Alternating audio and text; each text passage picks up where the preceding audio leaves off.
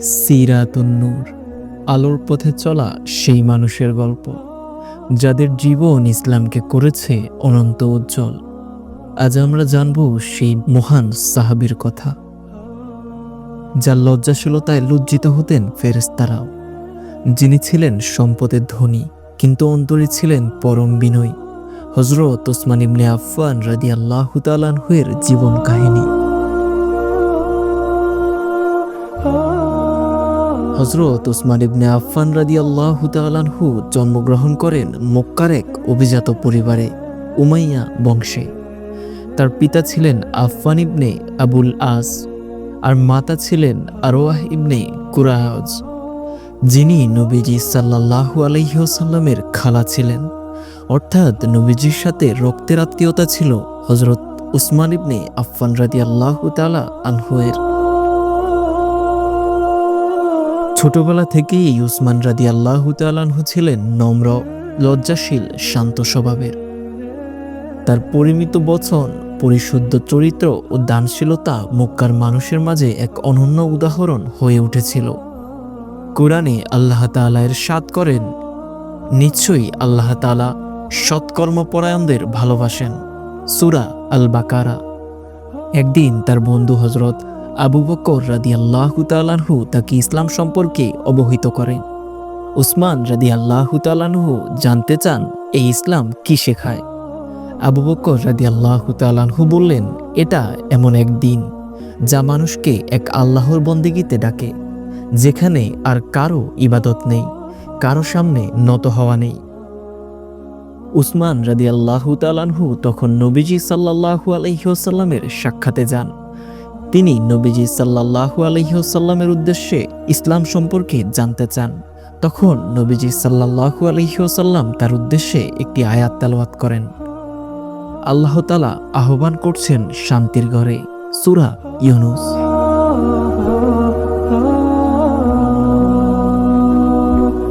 এই আয়াত শুনেই হযরত উসমান রাদিয়াল্লাহু তাআলা আনহু-এর হৃদয়ে যেন আগুন জ্বলে ওঠে। কিন্তু সে আগুন জ্বলছিল ভালোবাসা এবং ঈমানের আগুন।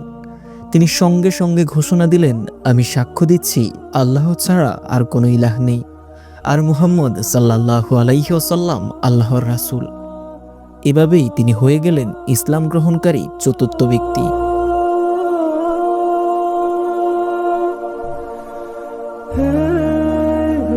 ইসলাম গ্রহণের পর উসমান রাদিয়াল্লাহু তাআলা আনহু পড়লেন ভীষণ চাপে। তার চাচা আল হাকাম তাকে বললেন, তুমি আমাদের পূর্বপুরুষের ধর্ম ছেড়েছ, তোমাকে চাবুক মেরে আমি সেই পথেই ফেরাবো। কিন্তু উসমান রাদিয়াল্লাহু তাআলা আনহু মৃদু হাসলেন, চোখে জল নিয়ে বললেন, আমি কখনোই ফিরে যাব না সে অন্ধকারে, যখন আমি একবার আলোর পথ চিনেছি। তাকে বেঁধে ফেলা হলো, ব্যবসা থেকে বঞ্চিত করা হলো, তবুও তিনি ধৈর্য হারালেন না। আল্লাহ তাআলা কোরআনে ইরশাদ করেন, ধৈর্য ধরো, আর তোমার ধৈর্য কেবল আল্লাহর সাহায্যে, সূরা নাহল।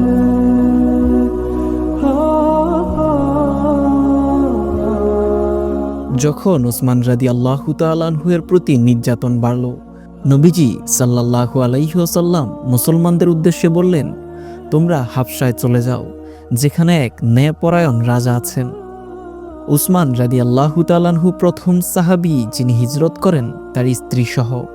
তার স্ত্রী ছিলেন প্রিয় নবী সাল্লাল্লাহু আলাইহি ওয়াসাল্লামের প্রিয় কন্যা রুকাইয়া রাদিয়াল্লাহু তাআলা আনহু। তাদের ত্যাগ দেখে নবীজি সাল্লাল্লাহু আলাইহি ওয়াসাল্লাম বলেছিলেন, উসমান ও রুকাইয়া জান্নাতে আমার প্রতিবেশী হবে।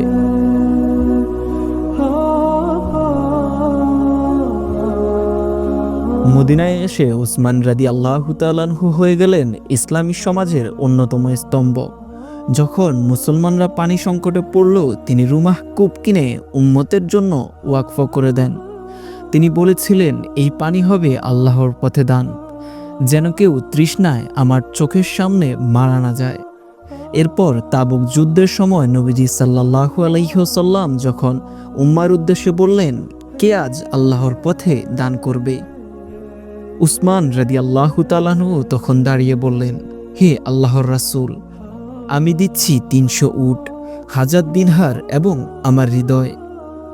নবীজি সাল্লাল্লাহু আলাইহি ওয়াসাল্লাম তখন আবেগে বললেন, এরপর উসমান যাই করুক আল্লাহ তাকে ক্ষমা করবেন। আল্লাহ তাআলা কুরআনে ইরশাদ করেন, কে আছে যে আল্লাহকে উত্তম ঋণ দেবে? সূরা আল বাকারা।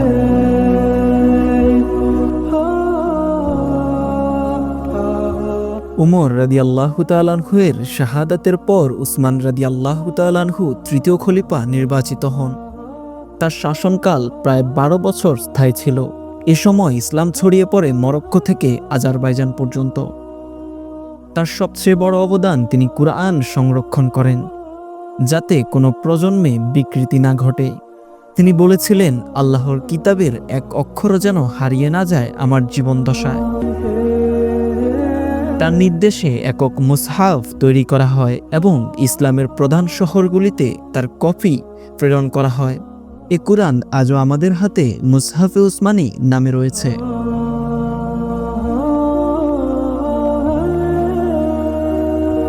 একদিন নবীজি সাল্লাল্লাহু আলাইহি ওয়াসাল্লাম ঘরে বসেছিলেন।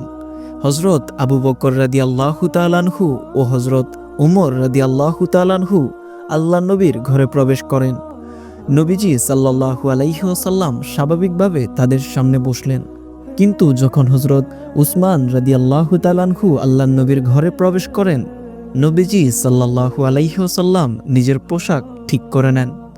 সাহাবীরা জিজ্ঞেস করলেন, হে আল্লাহর রাসূল, আপনি কেন এমন করলেন? তিনি বললেন, উসমান এমন লজ্জাশীল যে তার সামনে ফেরেশতারাও লজ্জা পায়। সহিহ মুসলিম। জীবনের শেষ প্রান্তে কিছু বিদ্রোহী তার বিরুদ্ধে ষড়যন্ত্র করল। তাকে মদিনায় অবরুদ্ধ করা হলো। তবুও তিনি বললেন, আমি রক্তপাত চাই না, আমার মৃত্যু হোক, কিন্তু মুসলমানের রক্ত যেন না ঝরে। 40 দিন তাকে খাদ্য ও পানিবিহীন রাখা হলো। তবুও তিনি কোরআন তেলাওয়াত বন্ধ করেননি। শেষ রাতে তিনি স্বপ্নে দেখলেন, নবীজি সাল্লাল্লাহু আলাইহি ওয়াসাল্লাম, হযরত আবু বকর ও হযরত ওমর রাদিয়াল্লাহু তাআলা আনহু তারা বললেন, উসমান, আজ আমরা তোমার অপেক্ষায় আছি, সাহারি খাও আমাদের সঙ্গে জান্নাতে। পরদিন সকালে তিনি কুরআন পড়ছিলেন। আল্লাহ তোমার জন্য যথেষ্ট, সূরা আল বাকারা। এই আয়াতের উপরেই তার রক্ত ঝরে পড়ে। তিনি শাহাদাত বরণ করেন 35 হিজরিতে, যখন তার বয়স হয়েছিল 82 বছর।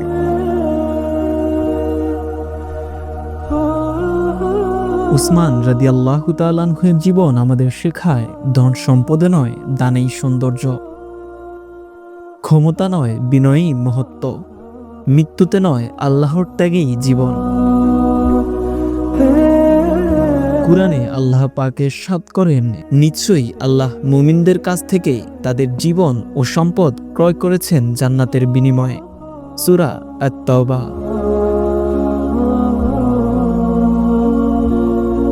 হযরত উসমান রাদিয়াল্লাহু তাআলা আনহু সেই আলোর সৈনিক, যিনি কুরআন সংরক্ষণ করে ইসলামকে অমর করে দিলেন। তার জীবন আমাদের শেখায়, যতই ধনী হও আল্লাহর পথে দান করো, যত ক্ষমতাশীল